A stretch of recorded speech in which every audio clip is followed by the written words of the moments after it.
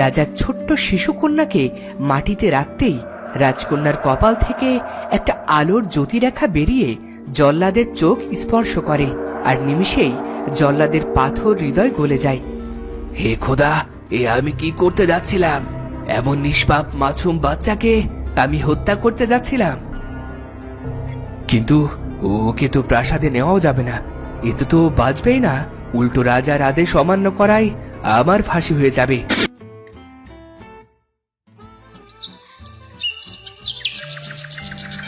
নক্ষত্রগড়ের রাজা আদিত্য ছিলেন দানবীর। তার দরবার থেকে কেউ খালি হাতে ফিরত না।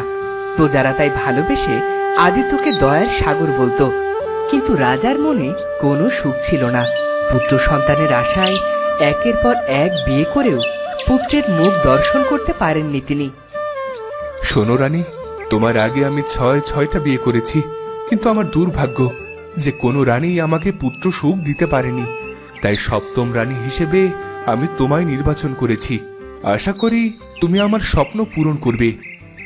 আপনার স্বপ্ন পূরণে আমি সক্ষম হব কিনা জানি না, তবে পুত্র হবে নাকি কন্যা হবে এটা কিন্তু মহারাজ উপরওয়ালার হাতে। এখানে আমাদের স্ত্রীদের কোনো হাত নেই। এত সব আমি জানি না। আমি অনেক আশা করে তোমায় নিজে রানী করে এনেছি। আমার বিশ্বাস তুমি আমায় আশাহত করবে না। হে দয়াময় আল্লাহ, দয়া করো। এত তীব্র আশা বুকে যার, তুমি তার ইচ্ছে পূরণ করে দাও, বাস্তবায়িত করো স্বপ্নকে।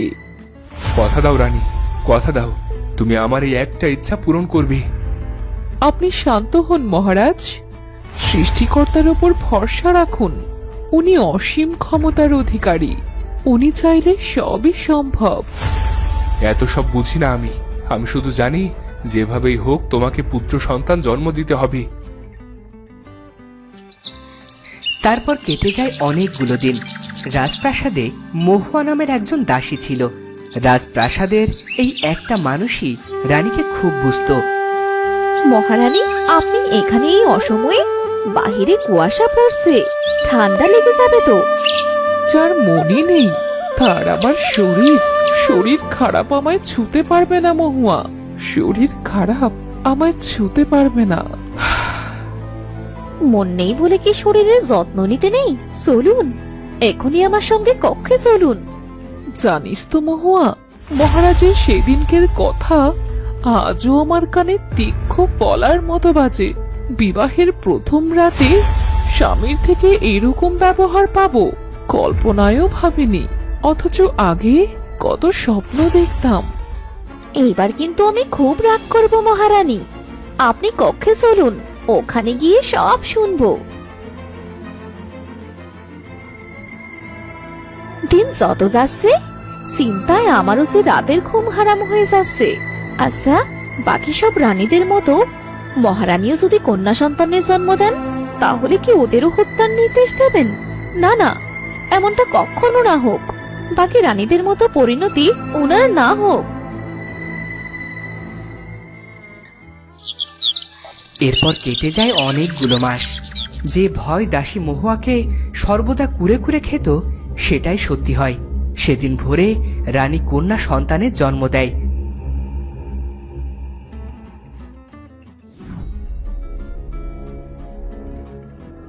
দাসী, কথা বলছো না কেন? কি সংবাদ এনেছো? বলো আমাকে, বলো বলছি। মহারাজ, রানীমা। হ্যাঁ বলো, রানীর কি হয়েছে? রানীমা এক কন্যা সন্তানের জন্ম দিয়েছেন। কি, রানী পুত্র সন্তান জন্ম দিতে ব্যর্থ হয়েছে? মহারাজ আপনি শান্ত হন, আমার কথা শুনুন। মহারানী যে কন্যার জন্ম দিয়েছেন, ও কোনো সাধারণ কন্যা নয়। প্রহরী, প্রহরী! আজ্ঞা করুন মহারাজ। এক্ষুনি রানী জ্যোৎস্নাকে কারাগারে নিক্ষেপ করো। কন্যা সন্তান জন্ম দেওয়ার অপরাধে ওকে কারাবাস দেওয়া হলো। রাজার হুকুমে রানী জ্যোৎস্নাকে টেনে হিসড়ে অন্ধকার কারাগারে নিক্ষেপ করা হয়। জল্লাদ, এই শিশু কন্যাকে নিয়ে মহল ত্যাগ করো। রাজপ্রাসাদ থেকে দূরে কোথাও নিয়ে গিয়ে হত্যা করো ওকে।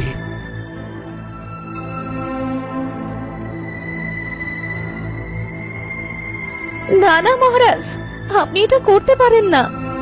কে কোথায় আছিস? এই দাসীকেও কারাদণ্ডে নিক্ষেপ কর। ভোরের আলো ফোটার সঙ্গে সঙ্গে এই প্রথম আমাকে দুঃসংবাদ দিয়েছিল।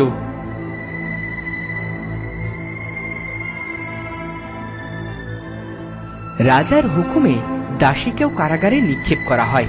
এদিকে দাসী সাপের মতো ফুঁসতে থাকে। মহারাজ, সে পাপ আজ আপনি করেছেন, তার কোনো ক্ষমা নেই।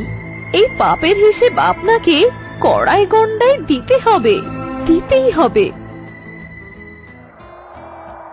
এদিকে জল্লাদ রাজকন্যাকে নিয়ে এক গহীন বনে হাজির হয়। ওখানে যেতেই এক আশ্চর্য ঘটনা ঘটে।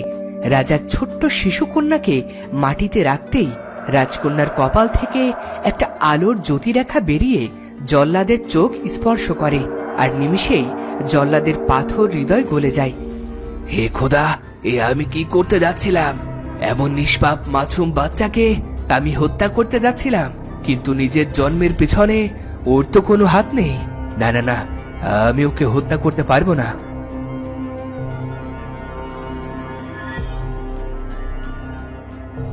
কিন্তু ওকে তো প্রাসাদে নেওয়াও যাবে না, এতে তো বাঁচবেই না।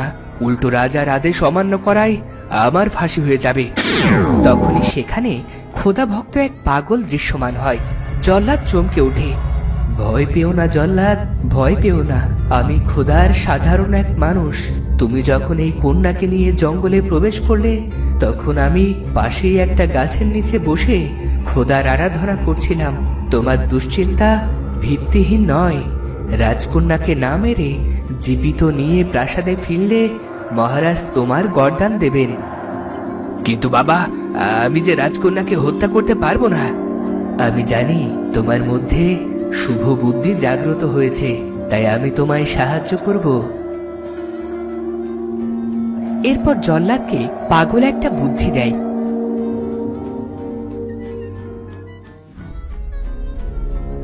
আর পাগলের সেই পরামর্শ অনুযায়ী জল্লাদ বন থেকে একটা হরিণ শিকার করে।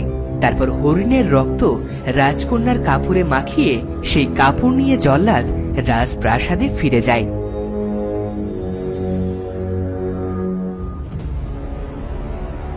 জল্লাদ, যে কাজ তোমাকে দিয়েছিলাম সেটা কি হয়েছে? জি মহারাজ, আজ সুসম্পন্ন করেই ফিরেছি। এই হলো তার প্রমাণ। রাজকন্যার রক্তমাখা জামা? ঠিক আছে, আমি খুশি হয়েছি তোমার কাজে।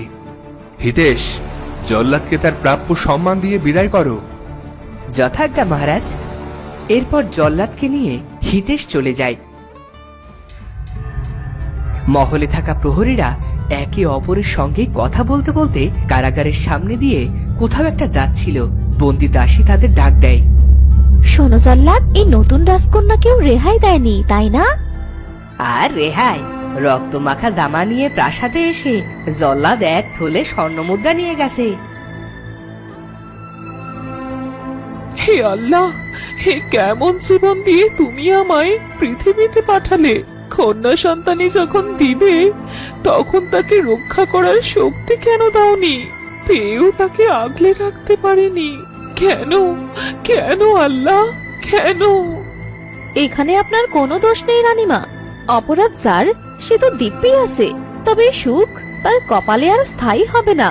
আমি আমার অর্জিত বিদ্যার সর্বস্ব প্রয়োগ করে পাপী রাজাকে তার পাপের শাস্তি দেব। এদিকে ছোট্ট শিশুকন্যার দেখাশোনার জন্য খোদার সেই বান্দা এক নিঃসন্তান কাঠুরিয়া দম্পতিকে নির্বাচন করেন, আর সেই থেকে রাজকন্যা কাঠুরিয়ার ঘরে পরম যত্নে বড় হতে থাকে। তারপর কেটে যায় অনেক দিন। কারাগারের রানীর চিৎকার একসময় থেমে যায়। পাগলের মতো এক কোণে বসে থাকেন তিনি। এদিকে সামনের কারাগারে স্থির হয়ে বসে আছে কালো শক্তিতে পারদর্শী দাসী মহুয়া। এতদিনে সে নিজের শক্তি পুরোপুরি রপ্ত করে নিয়েছে। আর দেরি নেই রানীমা, আর দেরি নেই। আপনার চোখ থেকে নির্গত অশ্রু ফোটার হিসেব নেওয়ার সময় হয়ে এসেছে। বিচার হবে, কঠিন বিচার। ধ্বংস করে দেব, ধ্বংস করে দেব সব।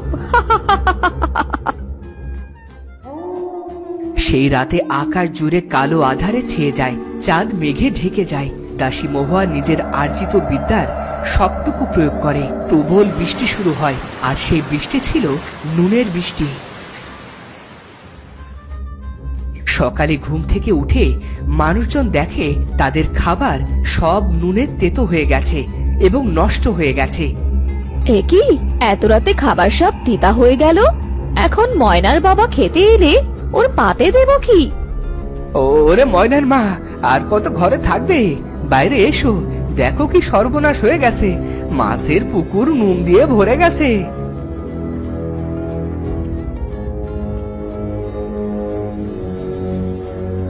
হায় আল্লাহ, এ কি হয়ে গেল? ময়নার বাবা, মাছগুলো তো মনে হয় সব মরে গেছে। সব শেষ হয়ে গেল রে দীপু, সব শেষ হয়ে গেল আমাদের। ফলবান সব গাছ নুন দিয়ে ঢেকে গেছে রে, নুন দিয়ে ঢেকে গেছে। কোন পাপের শাস্তি আল্লাহ আমাদের এভাবে দিল গো? কোন পাপের শাস্তি দিল? রাজ্য জুড়ে হাহাকার নামে।